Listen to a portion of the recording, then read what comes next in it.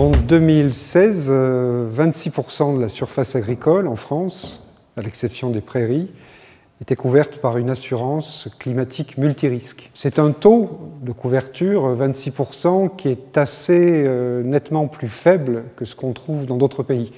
L'Espagne, en Europe, mais également les États-Unis, le Canada. Et le fait que ce taux de couverture soit assez faible est problématique, parce que si on veut qu'un système d'assurance marche, il faut qu'il y ait un grand nombre d'assurés qui vont payer précisément pour les indemnités de ceux qui subissent un sinistre. Donc il est très important de trouver les moyens d'encourager les agriculteurs à participer à l'assurance.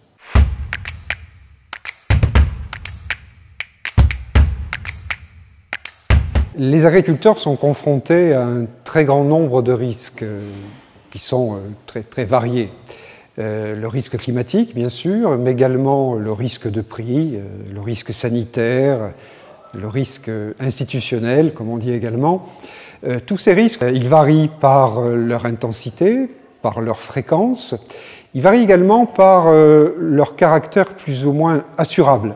Il faut mettre donc à la disposition des agriculteurs toute une palette d'outils, une diversité d'outils, qui leur permettra précisément de se couvrir contre une diversité de risques. J'ajouterai que le fait de faire la distinction entre les types de risques a également des conséquences sur le rôle des pouvoirs publics. Traditionnellement, on considère que les pouvoirs publics ont légitimité à intervenir, en particulier pour couvrir les gros risques ou les très gros risques.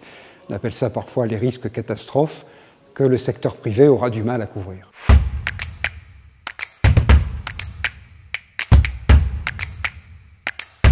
Ce graphique représente l'évolution du revenu agricole net par actif non salarié en France entre 1980 et 2017. Ce qui est frappant, c'est qu'on constate depuis une petite dizaine d'années une augmentation des variations annuelles de ce revenu. Avant 2005, bien sûr, le revenu agricole variait, mais de manière beaucoup moins intense, beaucoup moins fréquente également. Ces variations très fortes d'une année sur l'autre, depuis une dizaine ou une douzaine d'années, sont dues à plusieurs facteurs. La réforme de la PAC, qui n'a cessé de s'approfondir, l'ouverture de l'Europe aux échanges, qui fait que d'une certaine façon, l'Europe importe la variabilité des prix mondiaux, également, bien sûr, des chocs climatiques. Quelle est la conséquence pour les agriculteurs?